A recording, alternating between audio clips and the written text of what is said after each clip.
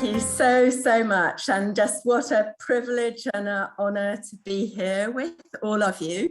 Alison has missed out my main qualification, so I see I have fellow Ugandans on this call. I was born in the bush in northern Uganda and could easily have been a stillbirth. So what I want to talk about today with all of you, and all of you are important in taking this forward, is how we understand stillbirths. Because for many of us, even though we don't realize it, fake news has influenced how we see and think about stillbirths. And I want to start by contrasting that with where we are now in the COVID pandemic. So in the COVID pandemic, 17 months in, we've had a transformation in how we count cases and how we count deaths. So you may think we can't count stillbirths. Well, 17 months ago, nobody could count COVID cases. We have this graph that shows now almost 200 million confirmed cases. But what it also shows is a detection gap, particularly in our continent of Africa. And then we have more than 4 million known deaths. But in that same time, our data have transformed. So not only are we tracking with results that can be out every few days, but the published data. So if you feel like you're living in a waterfall of science, we are. More than 157,000 published papers just on PubMed, just on COVID. And in that time period, we've had a transformation, not just in how many are published, but the demand for science, the fact that these are open access, and also in the science to action. So not just measuring the problem, but really rapid innovation, including transforming how fast ethics can be done, how fast trials can be done, how fast interventions, particularly vaccines, lead into policy. And in the midst of this, pregnant women and their babies continue to be affected directly and indirectly, and yet are not a big part of that science. And this is such an important focus of the GFF. I salute you. So important. Women and children, the heart of our families, societies, and development, and yet underinvested in. Still too many women dying. Still too many children dying. A notable new focus and demand from countries on newborn deaths, and a recognition, not just that this is a big number, but that we can and must act on it. And Martina Bayer is on this call. Martina was one of the first proposers of the target for every newborn. Fantastic leader in this. And yet an almost equal number of babies are stillborn. And this is taking stillbirths as the last trimester. And it should be unacceptable, particularly as about half of those happen during labour. Women go through their whole 9 months of pregnancy and their baby dies during labour. In a high-income country, that would end in a legal case. And in low-income countries, we're accepting this. So why is that? So in total, around 10 million deaths of women and children and adolescents per year. This is huge, and this is the remit of the GFF. And these are disproportionately on the continent of Africa, 13% of the global population, 2/3 of this burden. But they're also disproportionately around the time of birth. So for the GFF to succeed on results for impact, focus on this time of birth, and stillbirths and newborns is an imperative, but it's also an opportunity because there's been not enough focus and there are things that work. So the return on investment can be large. And it's particularly critical now more than ever, because these babies and their mothers are especially vulnerable during the pandemic. So this is a call out to all of you. This is a time more than ever when investment is needed. And we like to think that investments are driven by data. that investors like bankers look at the numbers and choose what to invest in for the greatest return on investment. But if we look at the data, so this is a little bit out of date now, but it's the data for donor development that is tracked in the OECD database. So of course, GFF, very important, and important to track what investment is happening there, and country investments, even more critical, bigger number, but a little bit harder to track in a comparable way. So if we use this as a marker, you know, what's in donor investment, what we can see is over 2/3 of this investment is particularly through the funds, through the Gavi and the Global Fund. And if we look over this time period of about 10 years, with a total of about 70 billion investments through ODA disbursements, the word stillbirth, miscarriage or fetus occurs 9 times amongst 2 million different disbursements. So it's absolutely not even being mentioned. It's not on radars. So that really begs the question. You could say why?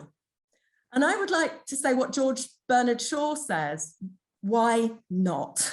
Why not? Why does this not happen? And it is because of fake news. And we can think that we are evidence-based people who don't take in fake news, but it's all around us. And also, science hopefully is not fake news, but it does change over time. So maybe the facts we learned at medical school, I'm now 32 years out of medical school, many things have changed since the things I learned. So how do we fact check? How do we move forward? We have to really keep in the data of today, not the data of 10 years or 20 years ago. So I want to take 4 things that are fake news that affect each of us, whether we realize it or not, in our choices on action and investment. And the first one is this belief that women or families don't really notice they've had a stillbirth. It doesn't count. And I hope that makes you feel horrified, but that is a belief that people hold. Then that there's no target, that these aren't preventable. This is very common. You can think, well, actually you don't hold that belief, but I can tell you, I hear, including obstetricians, in fact, say this in public, that most are due to congenital abnormalities they're not meant to be. This is actually not correct. And then the most common thing that we hear is they're not well measured, we don't have a clear definition, there are no data to inform us. So I want to take head on these 4 fake news with facts. So I'm going to move forward into the first 3 quite quickly and then spend a little bit more time on the last one on the data, because that is what we were asked to speak to. But first of all, to say very clearly, stillbirths do count. They count for women. And this is a fantastic woman. I see Mary Kinney is on this call. This is a friend of ours from Cape Town who experienced a stillbirth. And she wrote this book of poems. I encourage you to look it up, Invisible Earthquake. An earthquake in her life, but that she felt was invisible because people don't talk. There's a silence around this. And in fact, even 20 years after a stillbirth, a woman is more likely to have long-term mental health issues than a woman who had a child's death. And that's because of the silence. You and I need to break that silence. That is critical. And we are starting to see that happen. So the first major UN report on stillbirths was launched last October, and I know people on this line were involved in that, highlighting not just that this is unnecessary, unseen, unrecognized, and underfinanced, but that we can do something about it. We can break the taboo, we can break the stigma, and we can break these misconceptions or fake news. Each of us can do that. And one of the key things is to speak out. So the second, and just before I finish that, just to say also, it's important to focus on women, but in addition, others suffer, society, and also fathers. So I've given a talk where I was actually beaten up afterwards by a father who had had a stillbirth, and he was so distressed that we weren't mentioning him and his lived experience. Secondly, there is a target.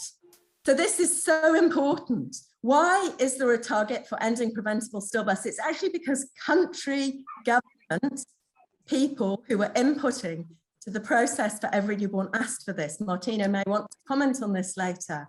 There was a request specifically from countries to have a target. And it's exactly the sort of thing we should have a target for. It's a big problem, affects the poorest, and we can do something about it. And this particular target to have every country reach 12 or less stillbirths, total births, is actually one of the targets that is most off. So it didn't make it into the SDGs, it's in the global strategy, it's in the Every Newborn, and it is part of what you do in the global financing facility. And it is really critical to note that there's been so much uptake of the newborn target. So in the last few years, of the 93 high burden countries that are tracked, 78 newborn target, but only 30 have set stillbirth targets. You and I have a role to play in having countries be supported to set targets. And a target is not alone enough, but it's an important start. And then if we look at where those targets are at the moment, so what this graph shows is that countries who have already met the target are on the left-hand side here, green. So these are ones who already met it or are likely to meet it by 2030. And countries that still have progress to make to reduce their stillbirth rate are here. And this is particularly, maybe somebody might need to mute. I can hear it sounds like somebody's eating. So this is particularly affecting Africa. Now, this should be unacceptable to us. We shouldn't just look at this and say it's going to be 100 years too late for some African countries to reach this target, because we can change that. There are investments and actions that we can take within existing programs to change this. And important to note too, that for those countries that are already below 12, this is one of the mortality indicators that has the largest inequalities. So for example, in the US and the UK, it's scandalous actually. It was just in the media last week in the UK, particularly for Black women in the UK, the shocking increase in stillbirth rate compared to others. Thirdly, stillbirths are preventable, and the vast majority are preventable. We have a bit of a problem because we have a lot of classification systems. I sometimes joke that every male obstetrician, it's their rite of passage inventing a new classification system. But despite that, we have very clear data that shows what those preventable causes are. So the most large and most preventable are childbirth complications, intrapartum stillbirths. And this rate across Africa is about 12 per 1,000 compared to about 0.5 per 1,000 in high-income countries. So this is totally preventable with improved obstetric care. And then we neglect the infection. So when stillbirths occur, we don't actually look for an infection cause when we should. Syphilis should be an unacceptable thing in our day and age. And yet there are at least 100,000 stillbirths a year from syphilis.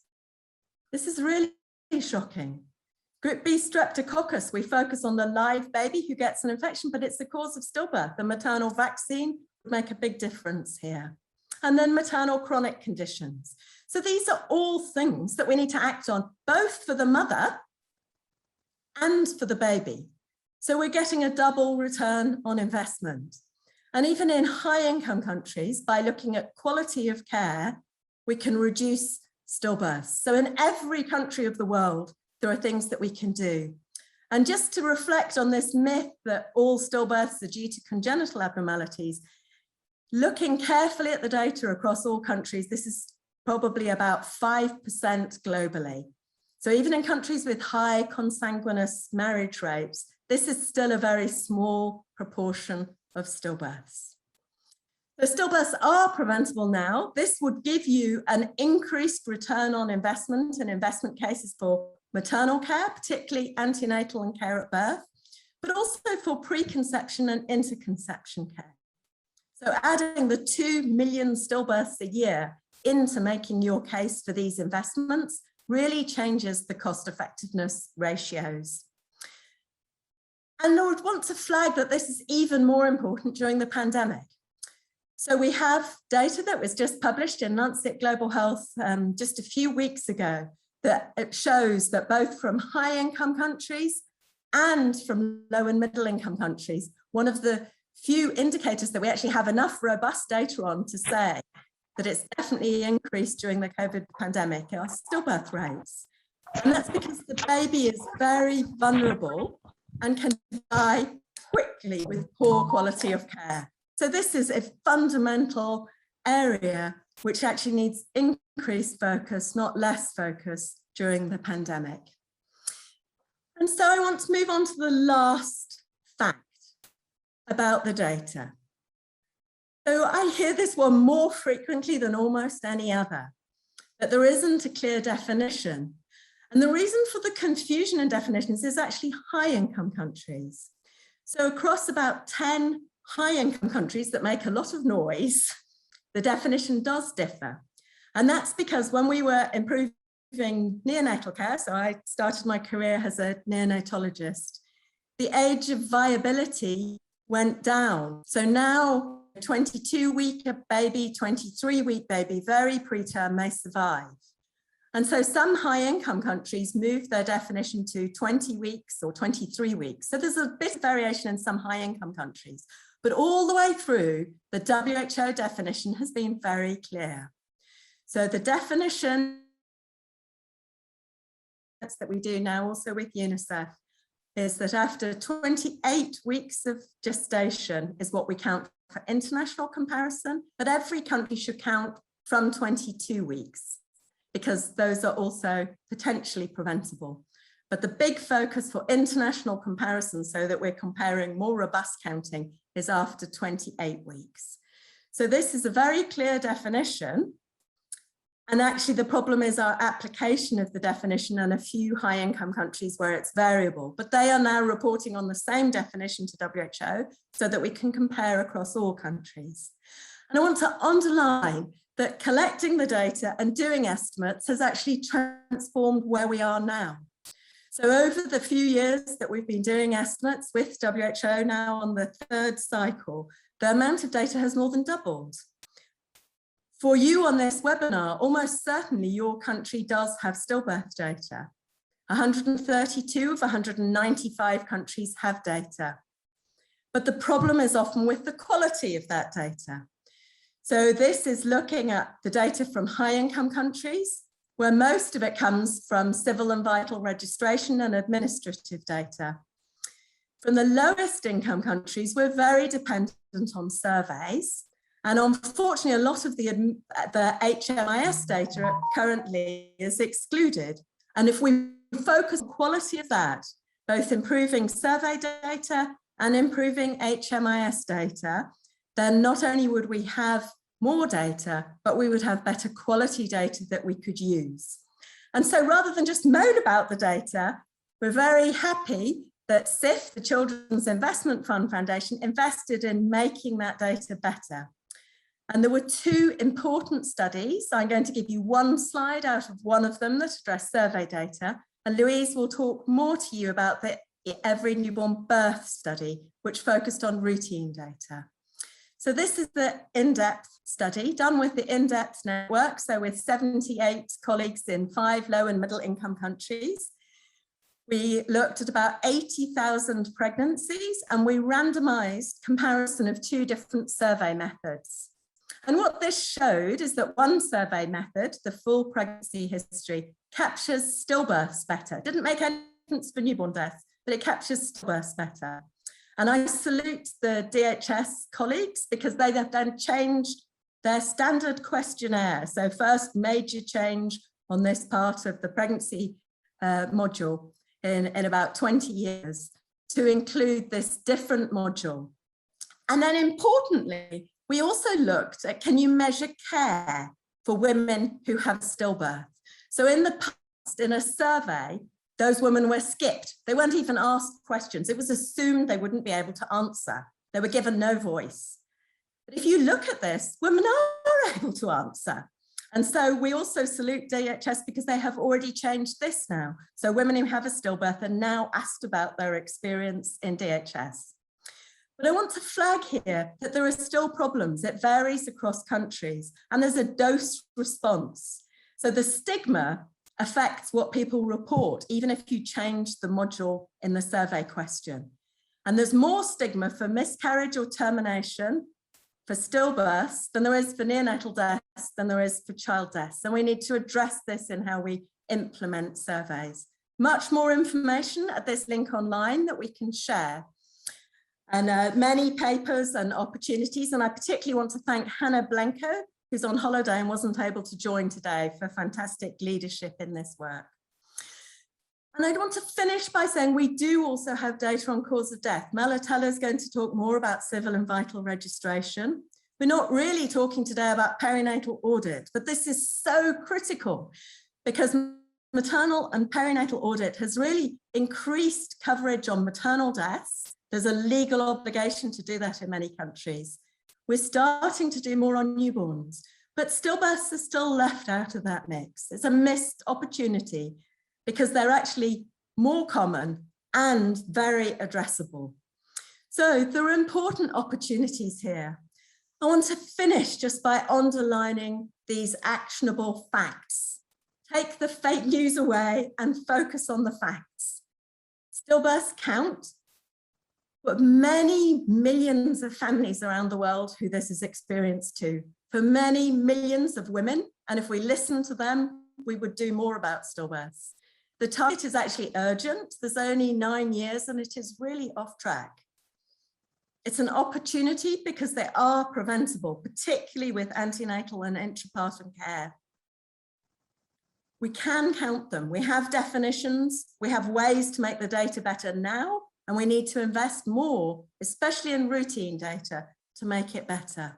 And if we use the data, that also drives improvement.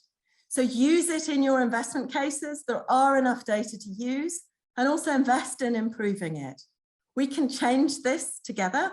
And I would like to pass on to my colleague, Louise Day, who's going to talk more now about the Every Newborn Birth Study.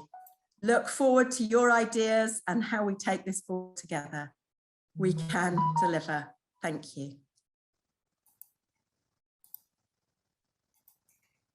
Thank you very much, Joy. And adding my thanks to Alison and colleagues at the GFF for this invitation to be with you today. I am going to, as Joy's mentioned, shed a light on routine health facility data for stillbirths through the results of this recently published study called the Every Newborn Birth Study. And this is, I'm presenting on behalf of a large team. Names are shown on this slide, and Joy was the principal investigator of this study, and under the leadership of Dr. Shams in Bangladesh as well, Dr. Ashish in Nepal, and Dr. Honorati in Tanzania. This was very much a collaborative piece of work. So in the next few minutes, I'll let you know why the study was done, what was found, and what next. What can we do for measurement and research around stillbirth? The study was envisaged to improve data as an objective of Every Newborn Action Plan that you've already heard mentioned by Joy, to end preventable deaths for newborns and stillbirths. But the data needed improving, and so this is why the study was designed. And this is part of the WHO Measurement Improvement Roadmap that's, as we've heard, driving change towards nationally and globally agreed targets, but intentionally linking stillbirth in with newborns. The study focused on what we call core indicators rising up through the center of this data pyramid shown in yellow. So these indicators, and stillbirth rate is one of these core indicators that can be used to track progress and compare where we're at against the targets. What do we know already about routine data for stillbirths? Well, in low middle income countries, aggregated routine register data from hospitals and health facilities are the usual source of health management information system. But there's a lack of trust, maybe you've heard this as well, a lack of trust in register data quality, which impedes use. Before the pandemic, more than 80% of global births were in health facilities. So that means labour ward registers have a lot of potential to close that gap for data around the time of birth. So the study, the Birth study, aimed to assess the validity, the accuracy, the quality of that data for selected newborn and maternal health indicators, and stillbirth was one of those, to inform prioritisation for data and use. So what was done in this study? The study was designed under Joy's leadership by the 3 participating country researchers. So in Bangladesh at ICDDRB, in Tanzania, IFA Institute, and Nepal, UNICEF and Golden Community. The study had 4 objectives: to look at the quality of the numbers going in to make the numerator of indicators, denominator; thirdly, content and quality of care; and fourthly, what are the barriers and enablers to routine register measurement.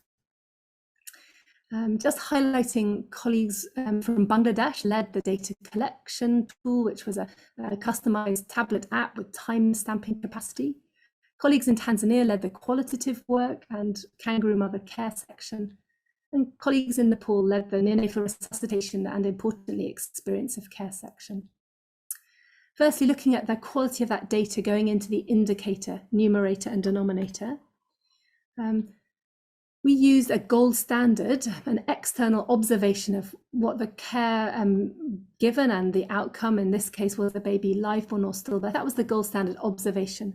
And we compared that, shown in blue, to what was recorded in the register, and in purple, what did the woman, the mother, report as she left the facility. What did we find? Well, studies published, and you can find the outputs of the study on this web page. There's a nice video where our country colleagues are sharing their participation and what they learned as part of the study. On the labour room, in 5 public district tertiary hospitals, the team observed more than 23,000 births. And that was in 2 hospitals in Bangladesh, 1 in Nepal and 2 in Tanzania. So more than 23,000 births were observed. More than 6,000 were caesarean births. And amongst that, sadly, there were 550 babies stillborn. Here's a picture of some of the colleagues who were involved in the analysis. And in the papers that are published, you can see on the right, there's a lot of different subjects that we've looked at measurement for, around measurement systems, coverage and quality, outcome and experience of care. But today, the paper we're going to highlight is the one about stillbirths. And Kimberly Peven was the lead author on this paper. After a stillbirth, we felt it was inappropriate to be talking to the mother about that. So actually, we're comparing observation against what was written in the facility register. And if you see on this graph, yellow or gold is the observation, and blue is what was recorded in the register. And if you look at each of these individual hospitals, there's a little bit of underestimation, but the registers actually performed very well for recording stillbirth. And we know that things can be different after vaginal birth or caesarean birth in an operating theatre, but actually for stillbirth, it was well recorded in the register for both. So we found that data completeness was high in all the 5 hospitals. Registers, as I said, underestimated a bit, but there was high % agreement and specificity and sensitivity overall. Thirdly, moving on to content and quality of care for stillbirth. As Joyce mentioned, there's often concerns about misclassification. So we looked at were these babies misclassified in the register. So it was a slightly smaller subset, 430 stillbirths. Only 38 were misclassified. So mostly they were classified correctly. A few, only 4% were misclassified as neonatal deaths, and we had very few neonatal deaths. Slightly more of those were misclassified as stillbirths, but overall only 38. So it was well done. But when it came to intrapartum, antepartum stillbirths, our study showed, just like other studies have shown, that actually macerated and fresh stillbirth is not a good proxy of did the baby die during labour or before labour. For babies that were true intrapartum stillbirths, between 5 and 41% were recorded as macerated stillbirths. So once again, just highlighting that fresh macerated description isn't so accurate to find out did the baby die before or after labour. We look at respectful care for these women, their families, the babies who are stillborn. Live births had very high coverage, thankfully, of babies after birth being dried, wrapped and weighed. However, in Bangladesh in particularly, far fewer babies who, if they were stillborn, were dried, wrapped and weighed. So again, we have to think about families, women who've lost these babies, and their experience of how their baby's treated if they're live born or stillbirth. So we think there's work to be done here. And then finally, what are the barriers and enablers to that registered data? How can it be made even better, or what are the barriers to good data quality, perhaps in other settings? There's a whole paper about this in the supplement if you're interested in this. But we found that each country had a different labour ward register. There isn't yet standardisation. And this is the one from Tanzania. You can see that these are big books. They consist of specific columns, but also non-specific columns, sometimes no column. And the instructions and conventions weren't always clear to the health providers how to fill it in. And it wasn't just one book. On labour and in many other places in hospitals, there's many documents that need to be filled in. Here's two examples of registers, a very structured printed one. In Nepal, there were 35 columns, in Tanzania, 48, and in Bangladesh, 58 in the hospitals we were doing the study in. And there are also these handwritten informal registers going alongside. We found that even in hospitals which had identical register design, the actual accuracy varied between them. And for stillbirth particularly, we found that it was supervision, usefulness of the data, and feedback that were contributing to quality of data. Health workers told us that in an 8-hour shift, if they have a large number of patients, they may spend more time in documentation than in actually caring for the patient. They told us that even with all those many columns, sometimes they still had to record extra data to fill in the end of month report because of the lack of standardization. And health workers told us that they haven't got any feedback. They pass the data up the pyramid, but don't get feedback. The monthly meetings health workers aren't invited to. So what next? How can we continue to improve routine data quality for stillbirths and other indicators? Well, we can start using the register data that's there now, because it is there, but increase those feedback loops. When we use data quality improves. Standardizing registers would make a big difference, and implementation research to understand how we can continue to improve data quality and use it, how it can better go up the system. Things that we found were not useful, registers that are intended to be left blank if interventions didn't happen, that was confusing. The health workers told us again and again, they just have too much documentation. It needs to be streamlined and made efficient, and this issue of standardization. We've already heard about how important it is to link health facility data to CRVS and also maternal and perinatal death surveillance and response. And we must also remember bereavement support. As we showed, how is the baby cared for immediately after birth, even if they're stillborn? It's really important to families and understudied in these settings, but so important, and things that women and their families will remember for the rest of their lives. To reduce misclassification, we need to be able to easily measure and record fetal heart rates at admission to labour room and throughout intrapartum care. And also training in how to give timely newborn care and resuscitation to babies that might appear to be stillborn, but actually with resuscitation could survive. Recording that fetal heart on admission is so important, and really just every woman and her baby deserve it. And also remembering again, fresh and macerated isn't accurate. We have to do better at knowing what the fetal heart is. We found facility stillbirths were accurately captured, but I think we're underusing them for national and global accountability. Register design, staff training and supervision around recording, and definitely there's room for improvement. And implementation research is needed to understand how we can make these health management information systems more efficient.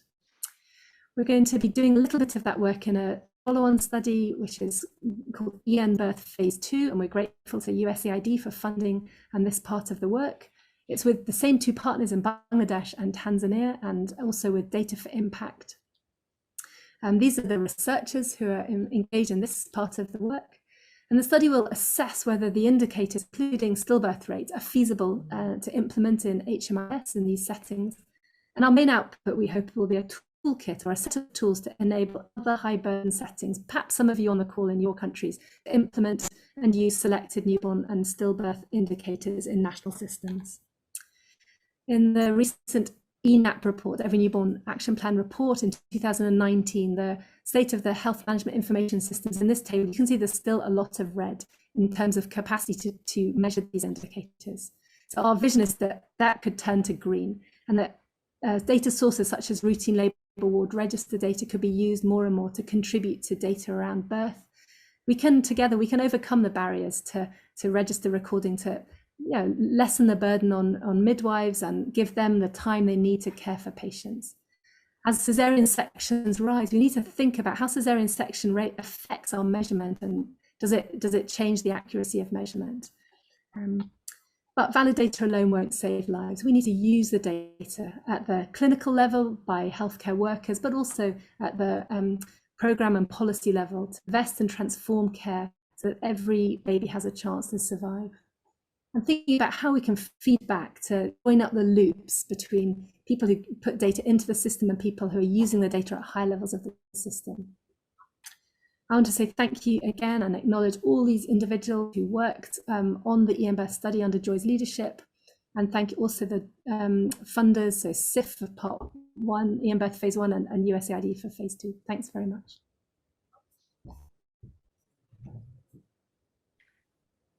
Thank you so much, Joy and Louise. What an amazing,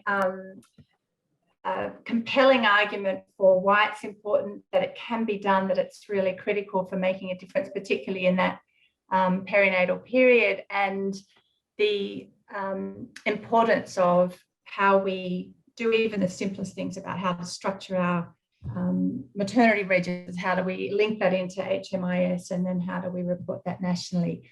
We have about 8 to 10 minutes now of some times for question and answers. Please put questions in the chat, and I noticed that Joy's been responding already. I think we, Amadou, I noticed, mentioned the main challenge is that data, so hopefully Louise's presentation has given some ideas, and we'll have an opportunity to unpack that a bit in a minute.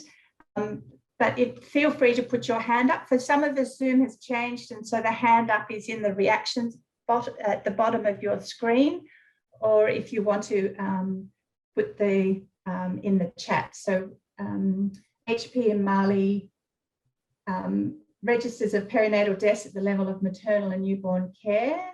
So, and that worked in Mali. That's great, that learning. And then we've got that sent the question from Agnes about where the biggest opportunity is, is around that intrapartum stillbirth. And I know from my own experience in working in a number of hospitals, we've always used that rather sad term macerated versus fresh stillbirth, but knowing that that is no longer a good indicator of what happens during to count the intrapartum stillbirth, I think it's a really important first step that we look at something different.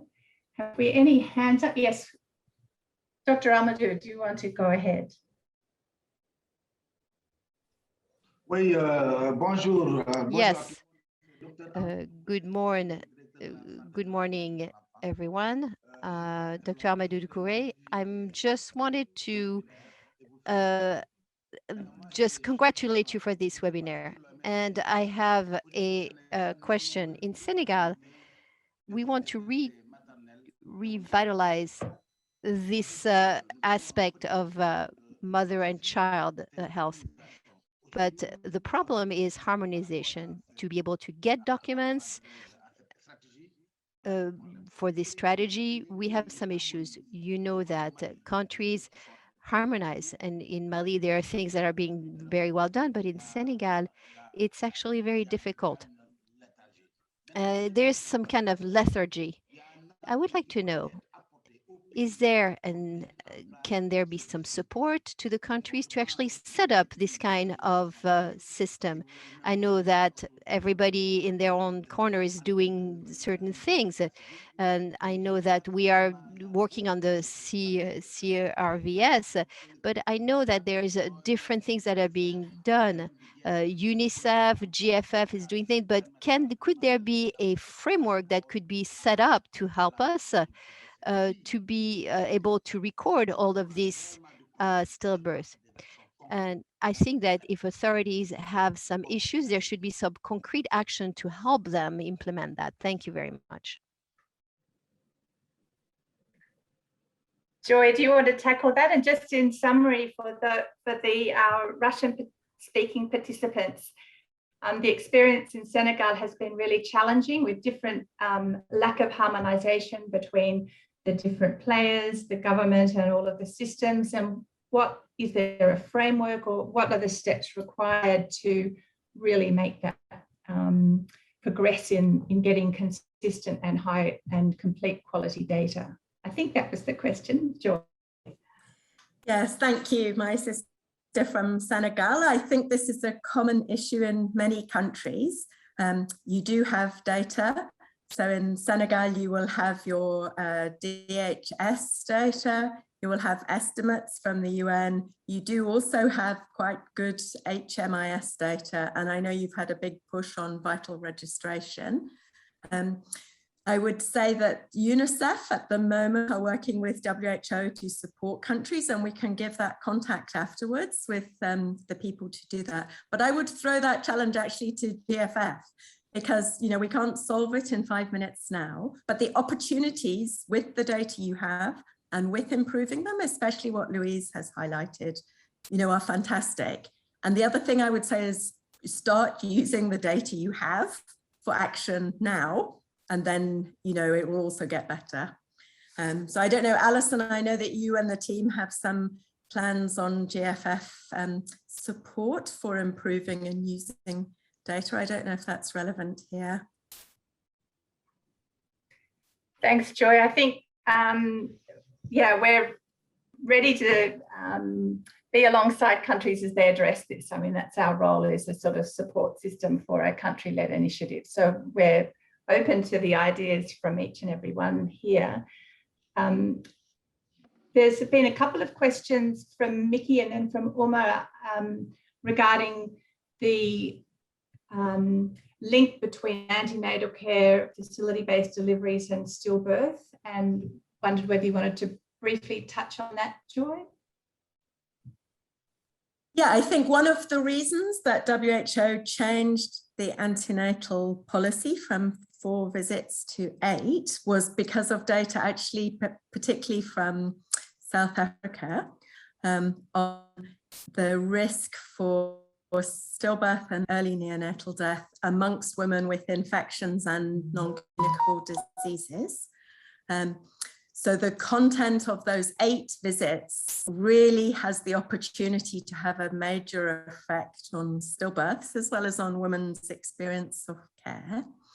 And I think this would maybe be a good topic for another seminar. WHO have very good guidelines. There's actually a software platform that some of the colleagues at WHO have been promoting. The idea is also to shift from 8 visits to also having contact points, some of which can be done by phone or in group work. But I think don't assume it will reduce stillbirths. It's a marker of the quality of your antenatal care. So for example, you could be testing for syphilis, but you're failing to connect and treat. So the stillbirths are actually a very good marker of if your antenatal care quality has effective coverage and is working. And happy, it's probably a very big question that we could take maybe another whole session on, but very important. Because I think if you want to make investment cases, this is a place where most of the impact from antenatal care actually is on stillbirths. That's why that's the focus in many ways of what you're trying to do for the impact side for antenatal care. Thanks, Joy. And I noticed that Yusuf has a really good question that leads us into our next presentation. So we'll have a bit of a chance for some final questions at the very end, but I want to make sure we give enough time to this next part about how do we get stillbirth routinely reported and the championing of that within our CRVS systems. So it gives me great pleasure to hand over to a colleague. Alison, sorry to say, but I just realized we missed a question on audit, and I just wonder if Louise could, there's somebody in the chat has asked about maternal and perinatal audit. And I don't know, maybe it will come later, but the audit part is just such a missed opportunity that maybe Louise could quickly flag some things people can do now with tools. Sorry to. Yeah, thank you. So yeah, completely agree. Audit is a very, very important maternal perinatal in this case, perinatal death surveillance and response, really important to look for those avoidable factors. What could we do differently next time for the next baby, the next family? So very important. And yeah, it was, as I'm sure you are all involved in being scaled up currently. Thanks. Thanks, Louise. And yeah, hopefully this session will sort of draw together all of those first steps. And I think that one of those is that really critical piece about moving from maternal and newborn to maternal, newborn and stillbirth, so the perinatal surveillance and review. So I know we could spend all day on this, and I'm sorry that we are pressured for time, but I would like to now hand over the unmute button to Malatella from the GFF. She has a long history of work running the CRVS system, civil registration system in South Africa, and has been part of a program of work that many of you who are developing investment cases or have developed know that there is a separate initiative to really support the strengthening of CRVS systems. So I'll hand over to you, Malatella, now. Thanks. And I think Hannah's going to do the slides. Thanks. Thank you very much, Alison, for your kind words, and many thanks to Louise and Joy for very good presentations, which brings us, I think, as looking from the GFF side, how best we improve monitoring and data systems to account for stillbirths. Next slide, please. And I'll just recap on issues that came up from the two presentations that I would just want to highlight. Next slide, thanks. Okay. I think what we learned today, just as recap, that we have 56 countries that are not on track to reach the less than 12 per thousand stillbirths by 2030. And most of these are low and lower middle income countries. And on the issues of stillbirths as one of the 10 vital events, it's recommended as a high priority, the same way as we have live births and deaths. One, today we learned it's recognized as a preventable public health problem. We can get more information about health conditions and risk factors that affect pregnancy outcomes. And as one of the recommendations is that we track the same way on neonatal mortality, stillbirths and perinatal deaths. We saw in the previous presentation how sometimes there may be misclassifications between stillbirths and early neonatal deaths. But what is important is the collection of the data that will be able to give us a clear and accurate picture of the burden of stillbirths in the countries. But of course, also considerations on definitions. We saw or we learned the WHO has a standard definition, but of course, when you get to different countries, they may not always use that standard. So we also need to be mindful of that, as well as using the different data sources. Make an example of South Africa. When you look at what is classified as stillbirth in the civil registration system and in the Ministry of Health, sometimes those are not consistent. So such consideration needs to be made when you talk about counting stillbirths. Next slide, please. And we learned about facts and myths today, fake news and facts. And what came out of importance is that we can actually count stillbirths, and that many of countries do have some data on stillbirths. There are different data sources that are available. In many countries, low and low middle income countries that are supported by the GFF, the most used source of data on stillbirths are population-based surveys. But we do have routine systems which have advantages and disadvantages. The maternal and perinatal death surveillance and response systems, which sometimes cover just health facility deaths, or in some cases, both health facility and community events. We have health management information system, the HIS. So we have stillbirths registers. We do have the civil registration system, but I'll highlight a few challenges with regard to SRVS, particularly for the countries that we work in as the GFF. But we also have sample registration systems, which also include the health and demographic surveillance systems. We have seen some of the findings that are coming from the surveys, like the surveillance systems in Ifakara and other from other countries. But we also appreciate now the new report that is able now to even help us with the comparison between the different countries of this new publication on stillbirths. I think what is also remains challenging with regard to counting stillbirths is the determination of causes of death.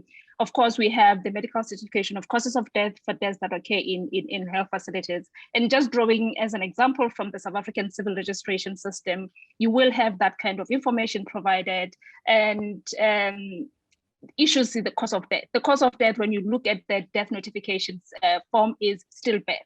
The best that you'll get is whether it's macerated or it's a fresh stillbirth, and then you'll have other causes. Of course, there's room for improvement if we have such kind of systems. In other countries, so I'll slow down a bit. In other countries also, you have issues of like using verbal autopsy, social autopsy to determine cause of death, but these are new areas in which we hope more information would be available. Next slide, please. Now, just moving on to the stillbirths in the GFF agenda. Of the 56 countries that are off track, 30 of them are GFF supported countries. So 30 of them, and all African countries that are supported by the GFF are part of the 30 countries that are off track to reach the stillbirth rate of less than of 12 or less. And as also highlighted earlier on, we have investment cases that cover reproductive, maternal, child and adolescent health and nutrition.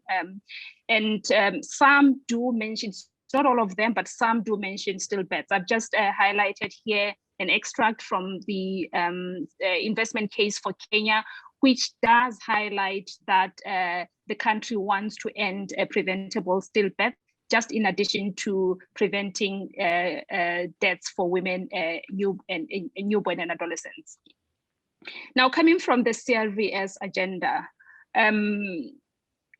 currently, as the GFF, we do not prioritize stillbirths. And the main reason is because the CRVS systems are not well developed, and the focus areas that we started with the births and deaths. But of course, we know and realize the importance of stillbirths. And just also to say, from all the GFF countries that we support, we don't have data that comes from the CRVS systems on stillbirths.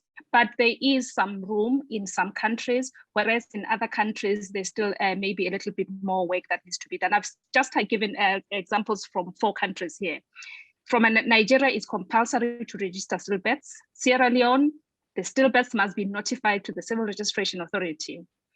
Rwanda, the law clearly states that stillbirths should not be declared to the civil registrar. And for Uganda, the law is just on birth and deaths, and we don't have such information on stillbirths. And of course, we see with this webinar, the initiative that the GFF has started to put on revitalizing and highlighting the importance of stillbirths, which we hope it will not just be just in specific as with the focus on results and monitoring of maternal and child health, and in this case now including stillbirths, the GFF has a results strategy, which I'll just briefly highlight a bit, where we focus, where we have a vision of helping strengthen country systems, sharpen focus on measurable outcomes, generate learning, inform improvements, and strengthen accountability. So this is part of what the GFF aims to support the countries to improve their data system. And of course, while we may not have stillbirths in all the investment cases, but the vision remains the same as one of the areas that would be needed for monitoring and measuring and monitoring. Of importance here to highlight is that GFF activities build upon country systems and aim to contribute to strengthening them. So we're not looking at having parallel systems that we'll use to count stillbirths, but we are building on strengthening systems that currently exist. And we're looking at different data sources. As we highlighted for the stillbirths, there are several data sources. Some of them are of good quality, some of them are of poor quality, but we need to look at all of them, look at those that we can use to monitor on a routine basis, look at those that we can synthesize and review, and also eventually evaluate and undertake implementation research. But at the end of the day, what is important is we have this loop where we use data for evidence, we continuously monitor what is happening, course correct as we go along. So this is overall the strategy that we have on results. And of course, including stillbirths data monitoring will follow the same principles. Next slide, please.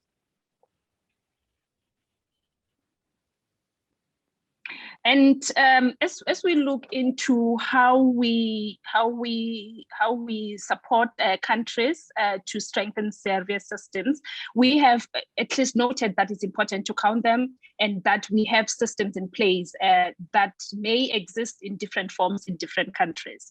So initially, it's through the country platform that are established in the countries, and this is now specific to GFF countries. The first thing is to undertake dialogue and stakeholder mobilization on the importance of prioritizing the reduction of preventable stillbirths. But of importance also is the improvements in data systems for reporting and monitoring stillbirths. So we are just not looking at how we prevent them, but how we improve data systems that we can actually use. And there are different systems that, as we have noted. The other one is how do we include stillbirths in investment cases and other country-specific priorities? The first steps is always to do a situational analysis. What is the status of stillbirths? And as noted earlier, it's not just the stillbirths, but we're doing that in addition to perinatal mortality, which will also include stillbirths and early neonatal deaths, but also neonatal mortality, so that this covers the whole period up to a neonatal period. Look at trends, look at subnational data, what are the gender issues that affect stillbirths and early mortality data. And assess what is the quality of data sources. There are data sources, but the issues with the quality of data, and with more data used, then we're able to assess and know what use the data sources have, and also improve on the quality of data. The other one is how do we prioritize activities to improve just not that the availability of data, but the quality and use. As we have noted, there are several ways in which we can collect this information. Next slide, please. And as we respond to reporting on stillbirths, countries are at different stages. Some are are on track to reach the target. Some are off track. Some have data sources that are of good quality. Other countries don't have such a data system. So we need to look at country-specific context, where there is no reporting happening and where stillbirth reporting is routine, but maybe we just need to strengthen quality, completeness, and analysis and the use of data. But where there is no reporting happening, how do we support national guidelines for stillbirth inclusion? For CRVS systems, in some cases, we need to amend laws that incorporate stillbirths in the CRVS systems. But in others, the actual process of registering the stillbirths and also producing statistics from the civil registration system. South Africa is one of the few countries that I'm aware of in Africa that actually produce on a regular basis a statistical release on perinatal deaths, including stillbirths, that comes from the civil registration system. But in all settings, data used to determine causes of stillbirths, as we highlighted, is one of the challenging areas.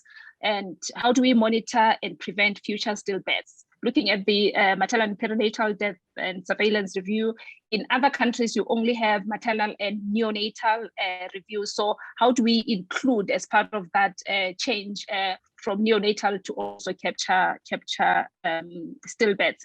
This is the last slide that talks about the different actions. I'm not going into details, but all these are interrelated. They work together. we look at integration, we look at interoperability, we look at systems, national systems that are aimed at improving stillbirth data. On this note, I will end here and thank everyone for your for listening to the presentation. Thank you very much. Over to you, Alison. Thanks, Malatella. And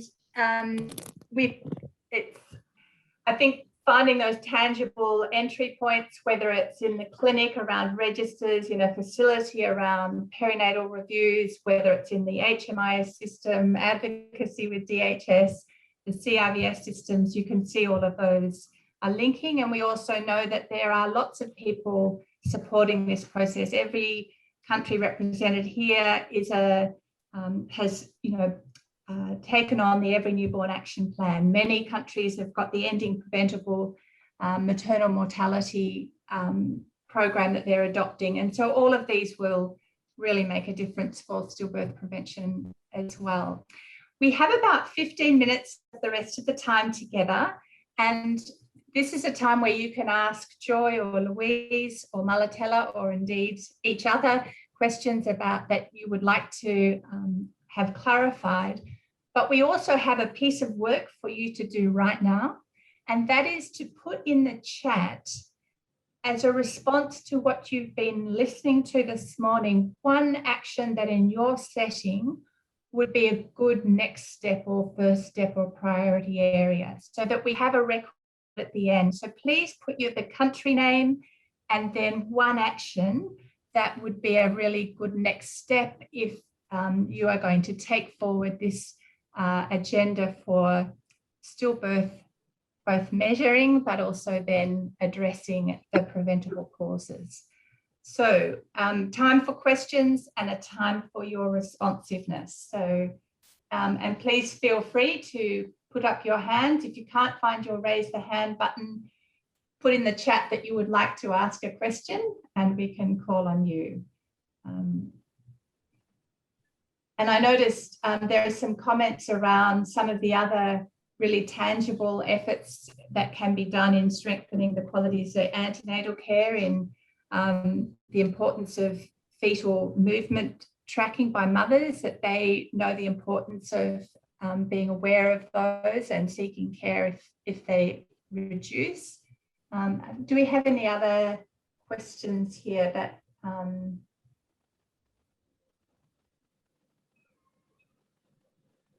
that people would like to ask?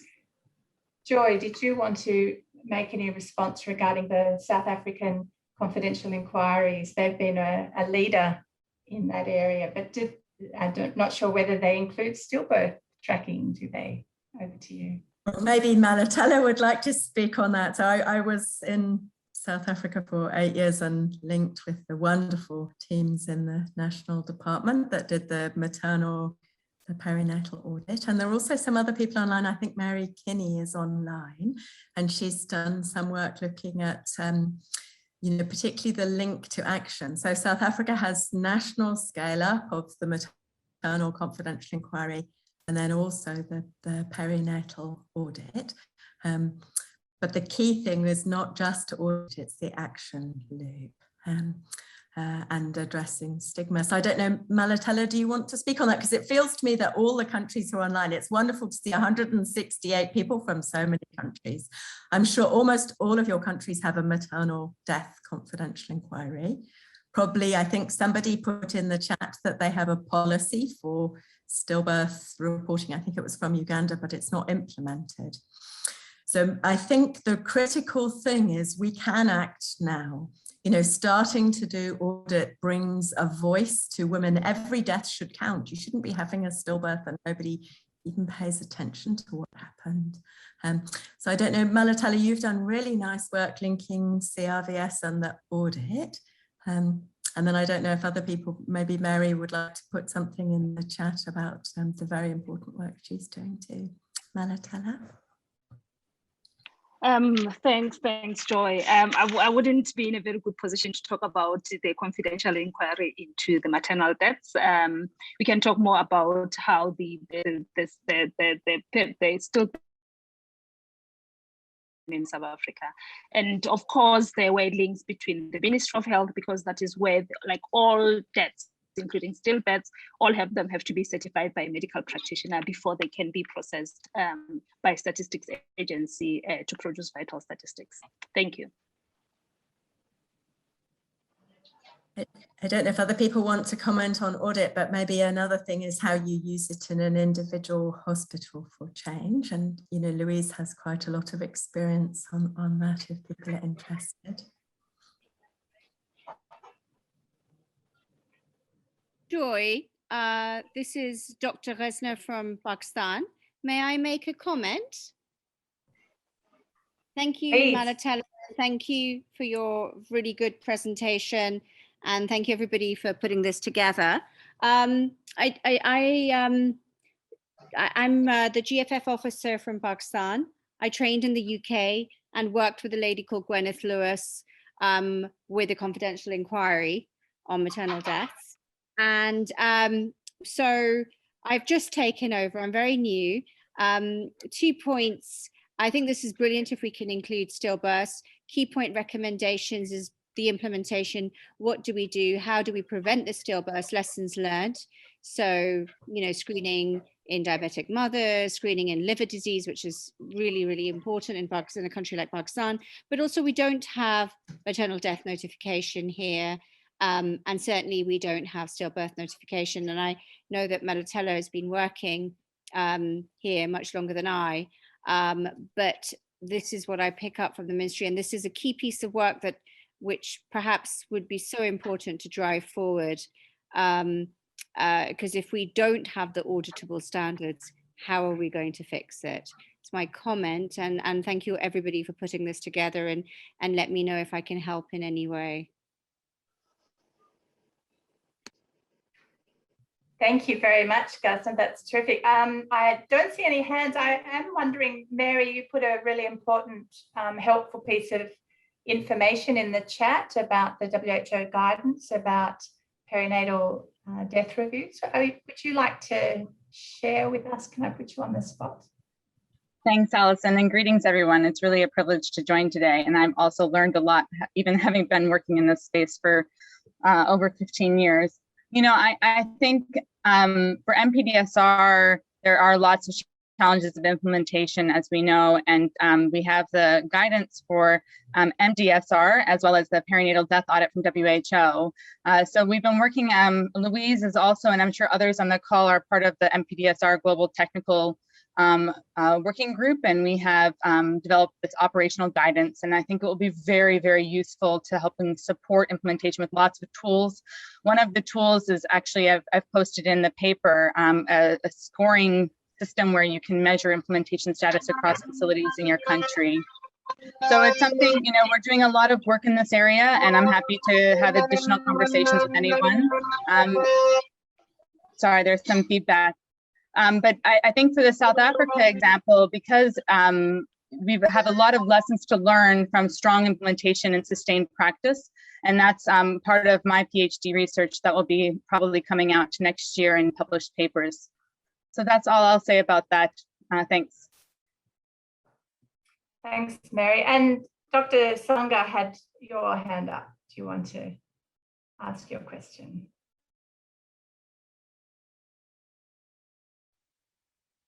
We can't hear you. Are you on mute? OK. Great. OK. Go ahead. Merci beaucoup. Thank you very much. Thank you for the various presentation. My name is Sangha from Côte d'Ivoire. And I was saying in the chat that this is a very important issue that all of our countries have to be confronted to, in particular in Africa. But now we have to be able to use this in our countries, the different studies, so that we can localize the data on site and see, based on these data, how we can implement the strategies that will be specifically adapted to our countries. But we all know that there is a health crisis today, and I want to ask the question, what was the impact of this crisis on your studies in terms of what we are observing and from what you actually presented. Thank you.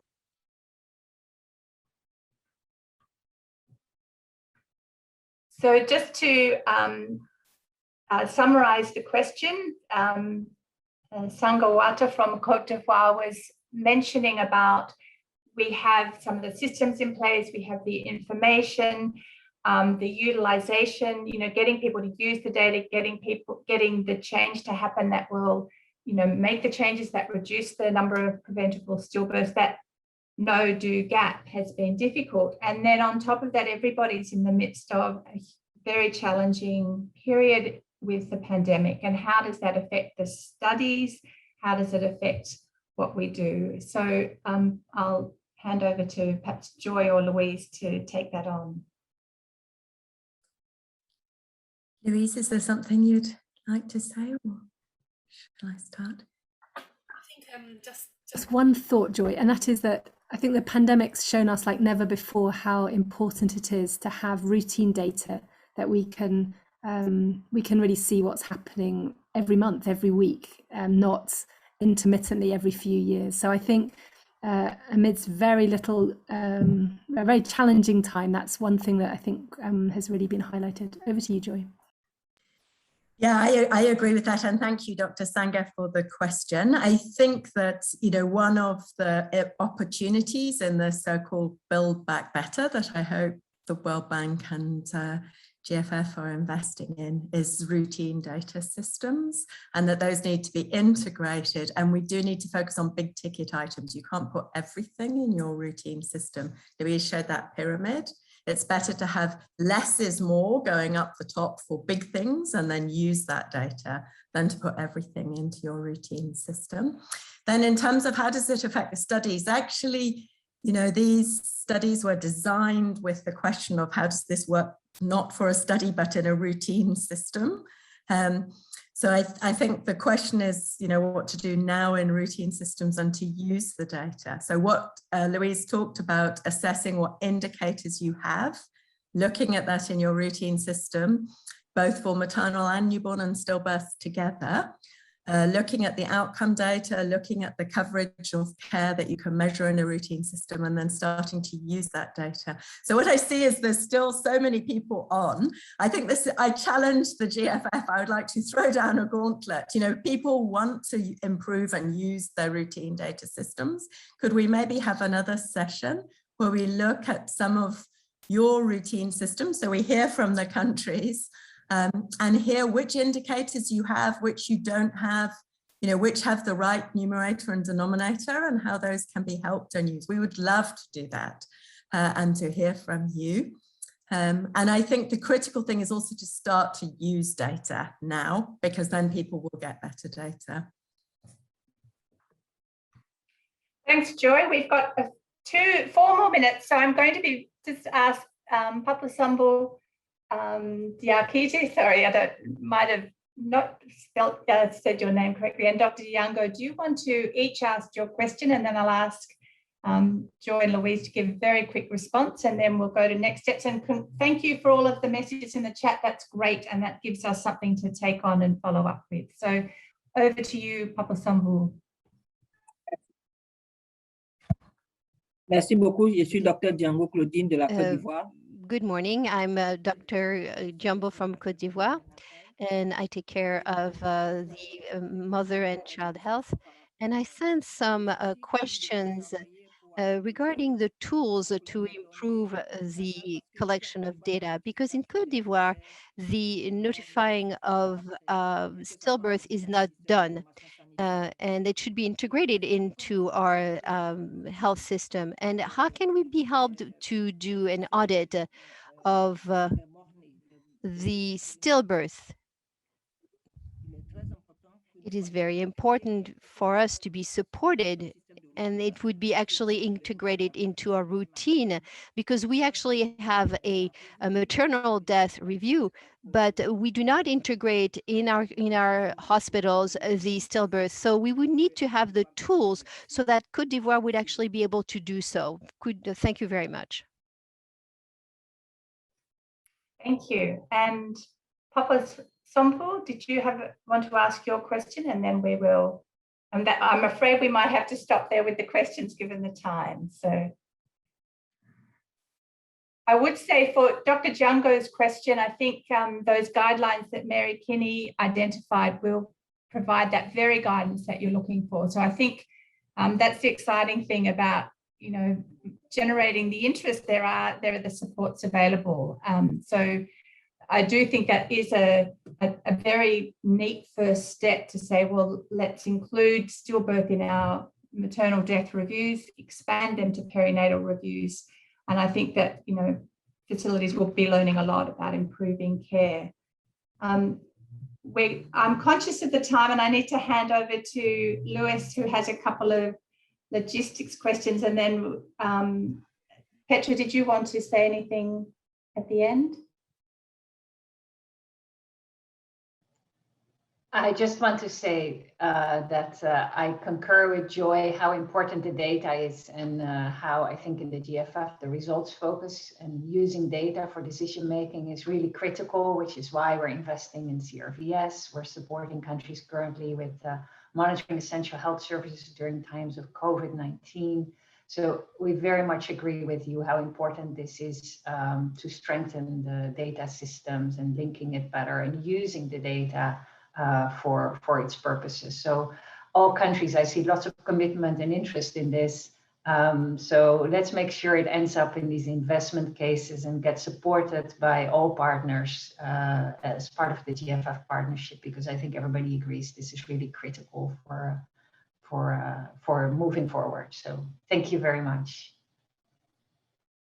Thanks, Petra. And I do think this is something that once people have had this sort of realization of their critical nature, but it's a sort of natural next step to take action. But I think there's still a lot of people that we need to get past that first barrier. And yeah, hopefully all of the participants here will be that spreading that message. Over to you, Lewis. And just want to say a final huge thank you to everybody for joining, but particularly also for Joy and Louise in sharing, and Malatella for sharing their wisdom and experience with us all. Thank you, Louise. Thank you very much, Alison. That's actually my first word. It's a big thank you to all of you attending today. I'm saying this on behalf of GFF Knowledge and Learning Work, and a special thanks to you, Alison, putting this together, and of course to Joy, Louise, Malatella for the presentations. As we can see, it's definitely an extraordinarily relevant topic to be implemented. I mean, it's not just a nice exchange of ideas and concepts. It's something that becomes very actionable, very tangible in the work you do in the countries every day. So we can only hope we can support this work as much as possible. Wanted to say the recording of this webinar, together with the presentations that have been shown, will be made available to you as soon as possible in English and French. Okay, and I know some of you have been asking that in the chat box. We have been saying it, but just to let it known here. And also one request from us, the way we have to get feedback on these webinars and keep improving them as we go is to get your feedback. So you see the link to the evaluation form. It would be wonderful. It exists in English and French to get your feedback about this webinar. And I won't take more of your time. Just again, a big thank to all of you, your engagement and participation in this session. Thanks as well to the interpreters behind the scenes and to the KNL team that has been making this possible.